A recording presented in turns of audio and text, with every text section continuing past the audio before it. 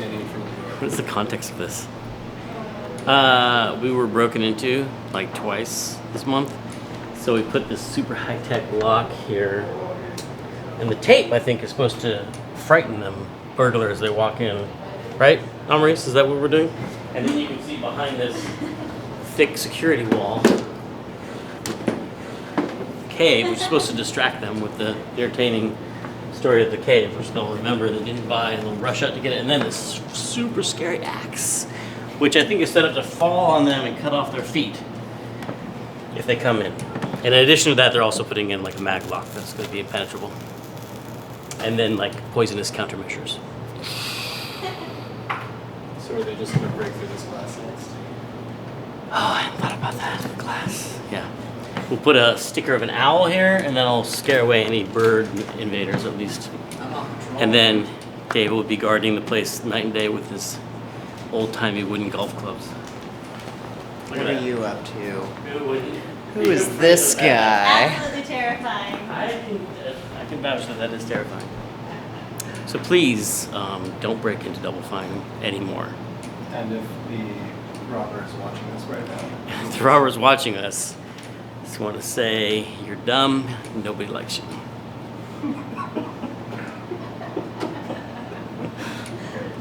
That's my personal take a bite out of crime campaign. And then this morning I've been optimizing the light beams because, as I predicted, they're used in greater frequency than I anticipated. But if there's like a limit to, then let me know.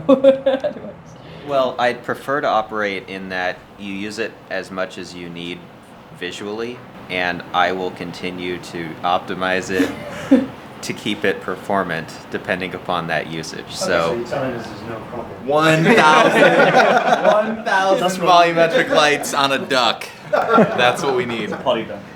That duck looked pretty sweet with some lights shining off it yesterday.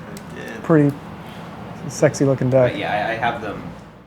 Primarily with Mnemonic, what I've been doing is adding features to the Buddha engine that help benefit the atmosphere and mood of the game. We determined that volumetric lighting was a really signature effect. You know, it's used a lot in film to emphasize the, kind of the heaviness of the mood. In order for that effect to feel well seated in the world, it has to interact with the environment. So we also need the shadows and the fog to both contribute to the scene.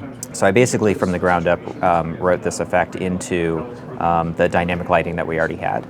And so it uses a technique called ray marching, which basically means that from the camera position through the volume of the light, I sample the shadow map before I even hit the surface. So it's approximating, little bits of atmosphere that would be reflecting the light back at the viewer, and where that's in shadow, I can drop that contribution. The result is that as you move the camera around and move through the atmosphere, you can see the volume that shadow actually consists of rather than just the flat projection that you normally see on a surface. It's very important that this is a dynamic effect because we can actually, in the engine, move some of these lights around. So I can select the light over here that's shining through these windows and actually move it, reposition it.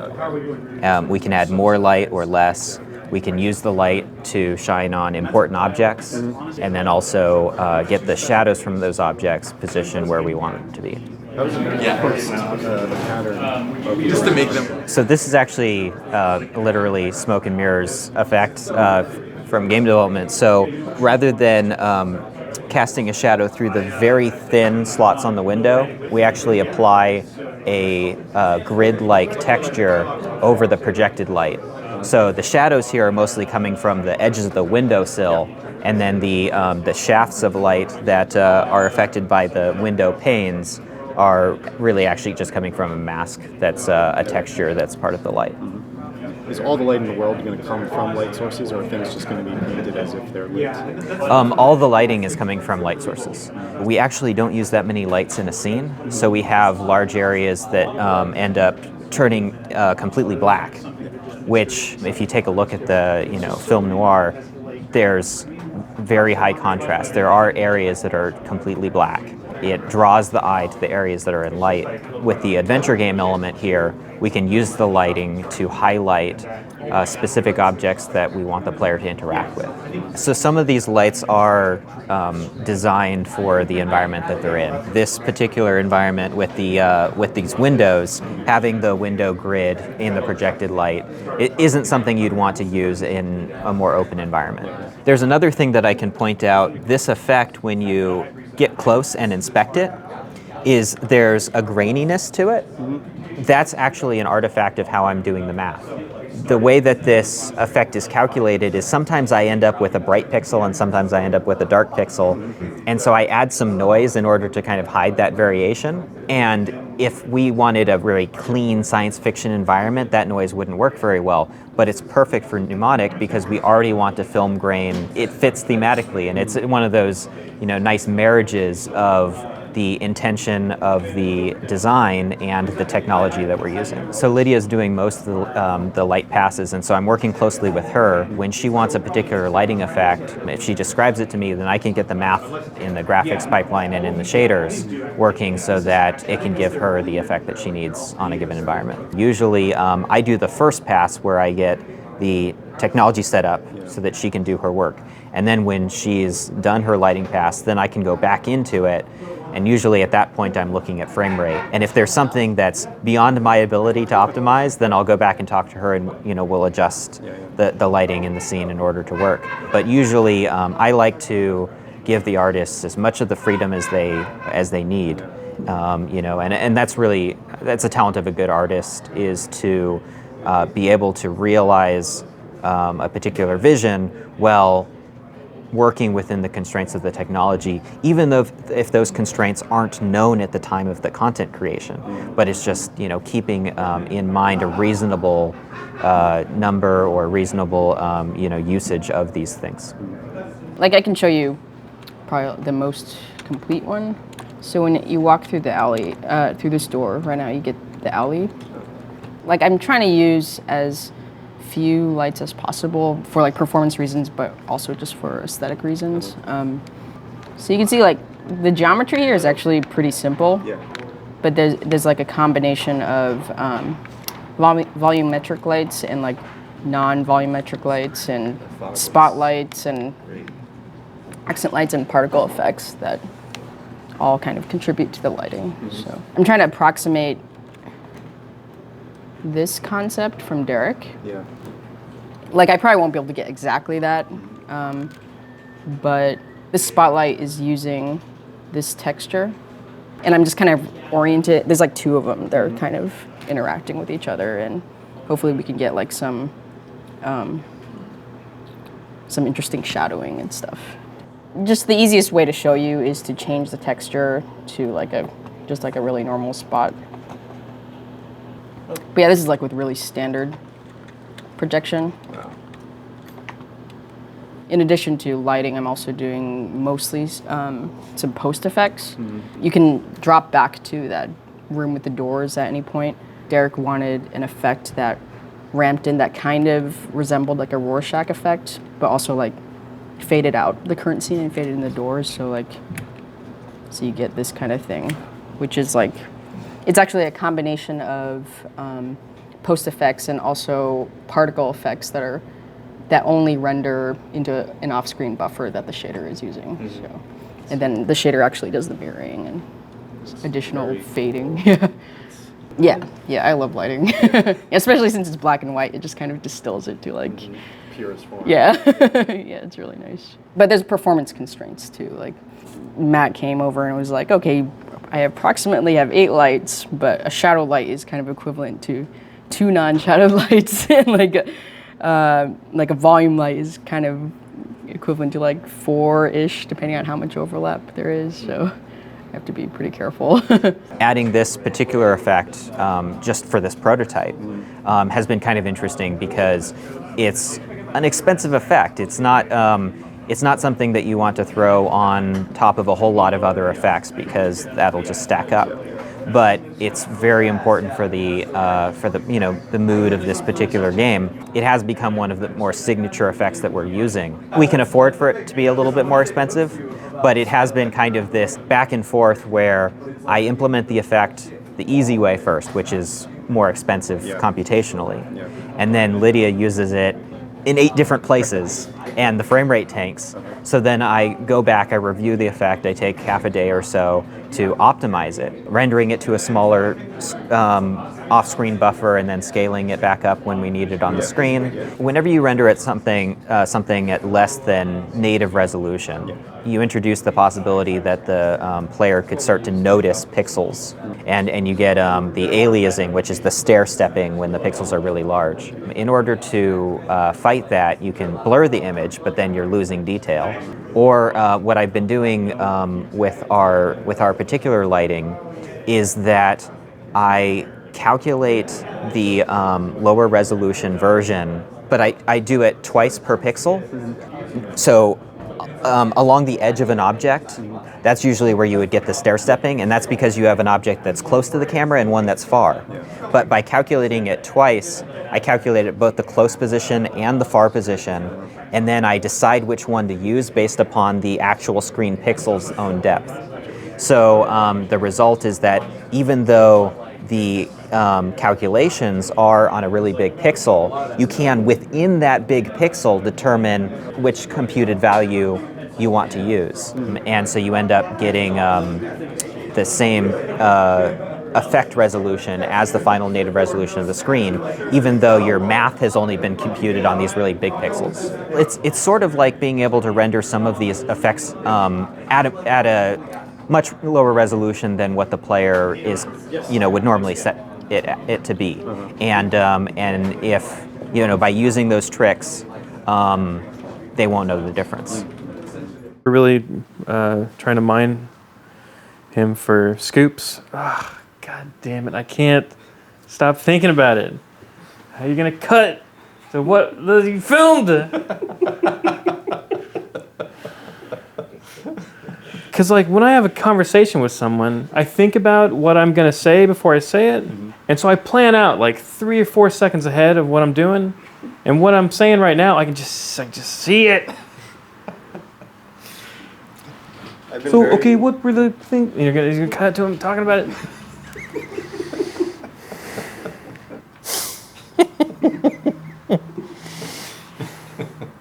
I think we're happy because we've been doing more than we thought we could do every day. Yeah. We keep doing planning for worst case scenario and doing more than that.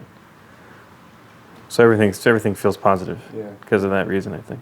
I am currently recording a lot of lines of dialogue, and I think one of the really neat things that I learned about this process was the way Penn sort of is creative, like how he comes up with lines and concepts, and it's different from video games in a sense where he's very used to kind of being spontaneous during the session. I think sometimes in our industry we tend to make the recording sessions super controlled because we're so, I guess, paranoid about scheduling and pipeline and things like that. And those are very important things. I mean, if you don't keep that under control, things can get really, really challenging at the end. But when you guys shoot video, if you plan out your shots so to the T and in detail, I think sometimes you forget that lines that don't work or, the flexibility just kind of goes away. And it was really fun to see him kind of be in that moment. And I think that's something that I will take away and try to implement that in our process. And in some sense, even though you think that may kind of be crazy, I think in a sense that ends up saving some rewrites because you were able to work out the kinks during the session. We wanted to try to keep Penn from stressing out too much. It's just let him write the way he needs to, and we will figure out what we need to do. The content is huge. I mean, I don't have the final line count yet, but I mean, we've been only in production for a week and a half, and I think we generated close to maybe a fifth of all the lines in Broken Age, which is insane. Maybe even more. At one point, we were going to have about half as much as Broken Age, which is crazy. But the game is basically a dialogue-driven game, and so I like the fact that Penn wasn't quite sure exactly what we could kind of do, so he just kind of wrote a huge amount of lines, and that's what makes characters really interesting anyway, is the depth, and that's some of the things that I felt like we lack sometimes in these AF projects. I mean, it is very challenging. I'm not going to say that it's a cakewalk, but yeah, it's a lot of lines. So Brandon basically has a way in which we can work in parallel while we're recording. So in the old process, what would happen is there's a specific set of dialogue pipeline that we have to follow. But in this case, because of the bottleneck, we try to find ways in which we could remove that. And so in this case, Penn would just write the way he would write, and then we would record all of them at the same time with all the different takes and things like that. But at the same time, simultaneously, that script will be ported over to Brandon, and he has this procedural process in which he dissects the lines and generates line codes automatically. And then that all would be folded together to the editing team, and they would start to piece them together. So in that sense, we were able to get a lot of lines recorded without having to worry about that format and that structure. So that was a huge win. I think it may not be for every project, but I think that's something that I think we should try to integrate at Double Fine if possible, because it was a really liberating experience for me. And there's still kinks to work out, but I think the biggest problem that we'll face is managing the volumes and the relative volumes of the dialogue. The great thing about recording is that it's really easy to get a lot of dialogue in, but once that's in the game, it's going to be really hard to hear clearly when so many little guys are talking, and it's just going to be this huge mess. Let's say the player is chatting or player is typing, and then one of the character is responding, but what if another character is trying to step into the game or just accidentally happens to be there and they're saying their idle lines, which is why we have a lot of real-time side chaining. You want to be able to pop and highlight dialogue that comes in and out so that you can hear them. In the real world, if you just jumble 5 people talking at the same time, you can't understand anything. There has to be some kind of priority in place, and currently we don't have any behavioral script to manage. I mean, I guess we do, but we don't have any mixing, real-time mixing tech that's in yet. So I'll have to write that in. It's actually a really interesting thing, because it's when artificial intelligence scripting and audio mixing has to kind of work hand in hand, which is kind of a unique thing for gaming. Maybe in other disciplines or other industries they have that. But for example, have one character, one of the buds, a lot more active, and some other quiet mouth who is super soft, but she needs to be heard. Well, how do you balance that? And also depends upon where they are. You have to do a lot of radius work. You're going to have to do priority work so that certain lines they say will have to duck and sidechain out all the other lines. Out of the 20 lines, 3 of the lines will need special high priority so that they sidechain other sounds even more. A lot of interesting things that can happen. Also, that system could break easily if the AI changes too. We're no, he's actually not shy anymore. He's super upfront, or he's not upfront anymore. He's way off in the distance. And then now we have to change the inner outer radius based on his behavior and all sorts of other fun things. Oh, the boombox guy. He's gonna have a little boombox that he carries around, and so he's going to be sort of this walking little cone of music emitter that goes around that's going to pepper the world with music, which is kind of weird, but Penn had this idea from the very beginning, so games like BioShock does it really well. They have musical sources, but they're actually in the world, and it kind of populates the world. That's always fun. So whether there's a carnival or there's a jukebox, they all have cool music, and when you listen to them in the world, it kind of gives you a sense of immersion. And so the boombox guy theoretically would do that. So you would have a cone, and if you get out of the cone, it would occlude, and it would sound like it's coming. If he's turning around, you can hear his music, and it's like a little radio station that walks around. The creative direction that Penn gave me was for it to be Casio, old school, yeah, that kind of sound. And so I'm like, okay, I don't know what that means. So I did a little bit of research, and so the idea again is that it plays like really cheesy 80s. It's one of the tracks. Oh yeah, this is pretty good.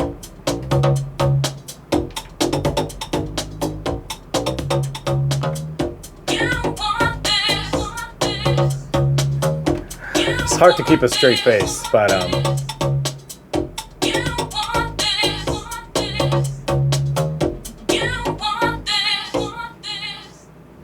I need you to say when Anna goes, got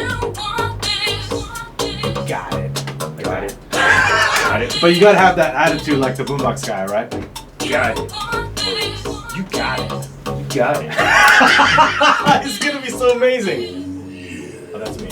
Actually, Penn wanted me to say, oh yeah, and then I don't want to spoil the song though. But that's what was missing in the track right here. It just was a little too. It was a little too sexy, and so I wanted to make it a little more funnier. And so I think if you just kind of ham it up a little bit. Okay. So I'll totally feel the sexiness in the song. a little bit like Marky Mark, you know, he can't really rap or act. Oh wait, did I say that on camera? But anyway. I like how you associated me with Marky Mark. No, I'm not. I wasn't. I'm saying that that's bad. I don't want. I want you to be disassociated from him. Yeah, I just need that little line, and Sure. I think this track is gold, baby. It's gonna be, yeah. It'll probably just fade into obscurity, but it was fun for a while. There are some parts that probably like would change his shape too much to have big tufts. Right. But like maybe at the shoulders, it would be really cool to have tufts there. Yeah. On his head, we don't want like big giant things like poking out like on his Right, head. right. So let's just put all of the hair right there in his armpit, right? You know, and it's like, hey, I'm hairy. No one wants to be my friend for some reason. You want to hang out with me? Oh, like like Homer Simpson style, right? Where it's like, and then over here, what is it? The matte graining, right? That's, In the M, that's right. And That's then right. I don't even know what it looks like. Yeah. I've been watching Simpsons my whole life, and I don't know how to draw Homer Simpson like that. What you doing? So I'm working on Harry. He's our last rig. It's the last guy that we're working on. So he's gonna be an interesting one because he has to be hairy. So we somehow have to add some hair to him. The idea right now is Levi's kind of doing these little hair tufts and through alpha texturing, and I'll stick in these little planes into his body, give the illusion of hair, break up the silhouette a bit, and make this dude hairy. I already gave him this texture, and he has this pretty much, or something like this. It's a big difference. Well, that's the thing that's good is as soon as we get them in there, if the texture doesn't look right, we can pretty much make it look like something a little more cartoony. So what does it look like if it's like big things like this instead?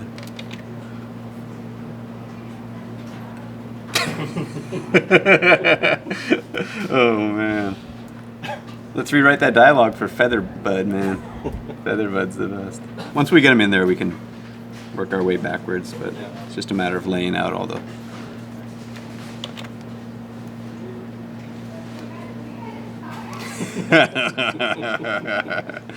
Oh man. Yeah, like sausages, right? That's so funny. I spent all this time on the other one, and I'm like, I kind of like this one better. Oh well. Cool. Sweet. Hey Jed, it's kind of rainy today. When it's rainy, San Francisco slows way down, so a lot of people are running a little late today. And The first movement blending. Figured out some bugs last night. But working late, I got it to a nice state where it's starting to do the turns. So hopefully I'll get that checked in today. Just Sweet.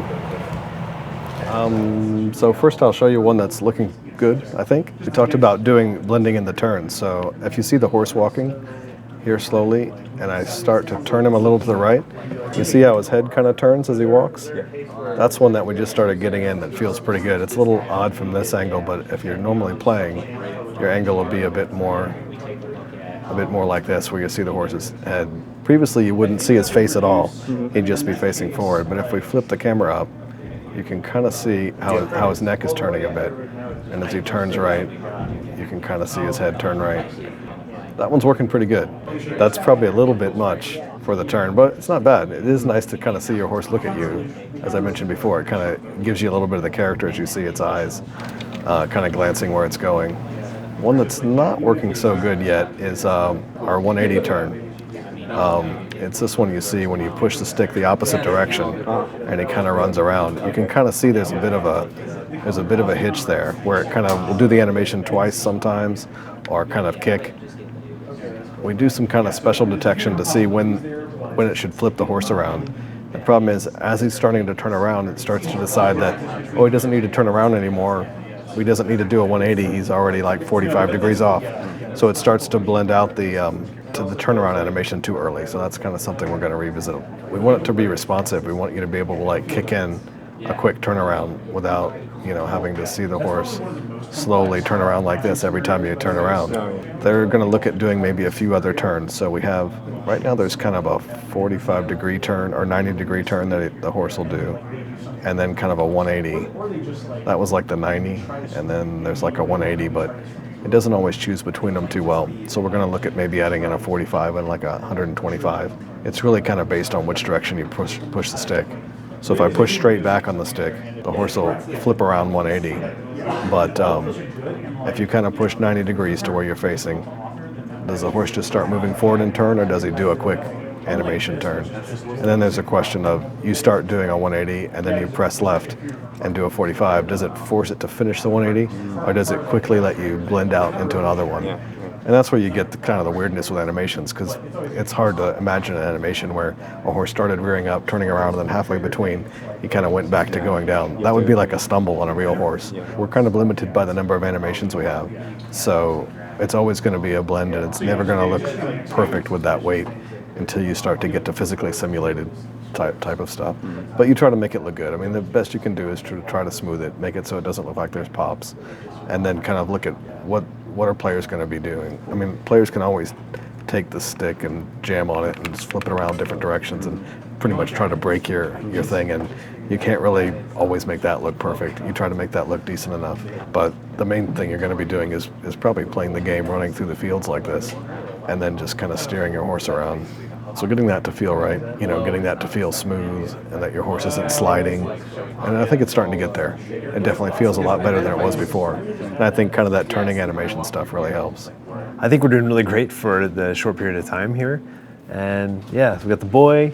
Matt worked on the jolt attack. So it's kind of like you have this magical book, it will charge up, glow with energy, and then you can bump the boy, boop, and it'll shoots out your wizard spell. It kind of going way off into the distance right now. And then we have a different one for running, and it's more of a jump.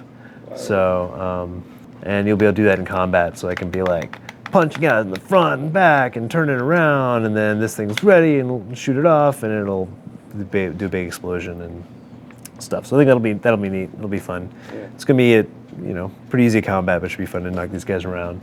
And yeah, so just a lot of work still stubbing it in. I think tomorrow one of the goals is to be able to do a full playthrough with the whole thing with the team and kind of go over it and kind of point out things that people want to work on and just be like, oh, really, I don't like that. And we'll be able to do that kind of early tomorrow, and that's really cool. So you've been doing effects work, right? Yeah, doing effects for Deer Leader and Steed. Lately, I've been trying to add atmosphere to this room. Lee painted up this awesome interior office.